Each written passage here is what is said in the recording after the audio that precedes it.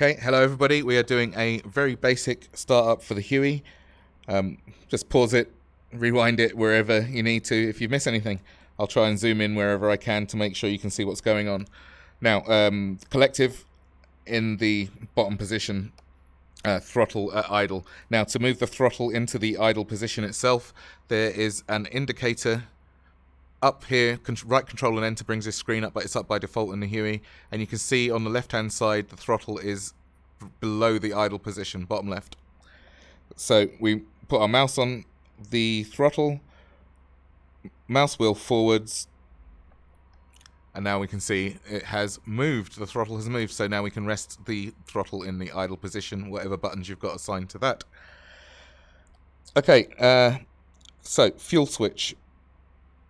The yellow matchstick here on. This is the low RPM warning switch. We will come back to that in a moment. Force trim on with the right click. Hydraulic control on. Then we go up to the ceiling. Inverter, right click on main. Next to the inverter, the AC phase. We want this on the AC phase setting, so right click once. We want this VM control on the ESS bus setting. Right click twice. And we want to put the battery on. Alarm goes on for low RPM. Down here to the low RPM warning switch. And right click. And that's it. We're ready. We're waiting for the...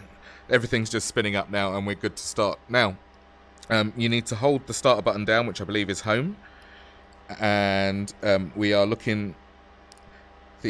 Our important dials for startup are this column here with the big one at the top, and our gas producer is the one we're going to be looking at right now. So we flick our starter on and hold the button down, or if it's a switch, an on-off switch, just leave the switch on. We are waiting for the needle on the gas producer to go to the 40% mark.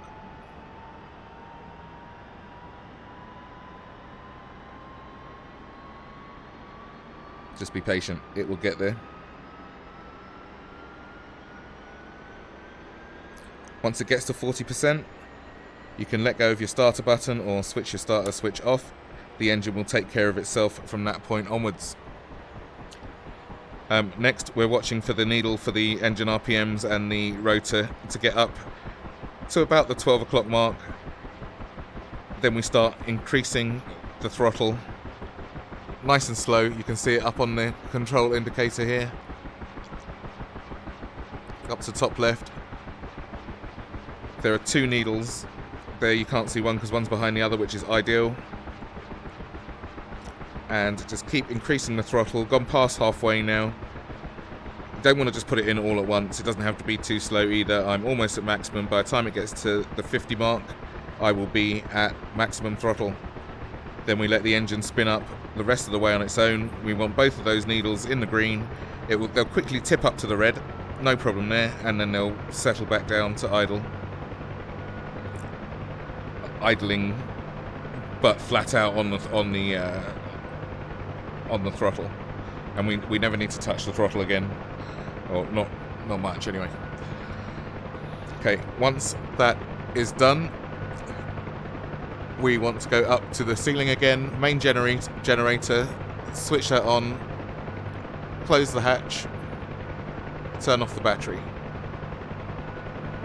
At the back of the ceiling over here, we want to turn on the radar altimeter, you know, the radar thingy, Jesus, and then turn on all the lights.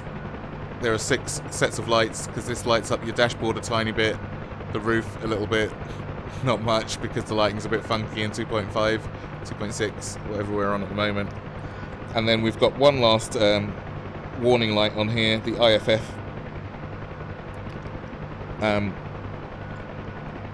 On the center console, first knob, right click one time, and the IFF goes off.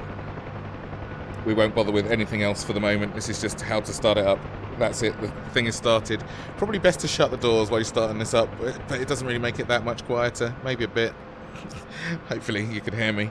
Oh, lastly, we've still got the master caution on because something was happening before. Our master caution reset button is here.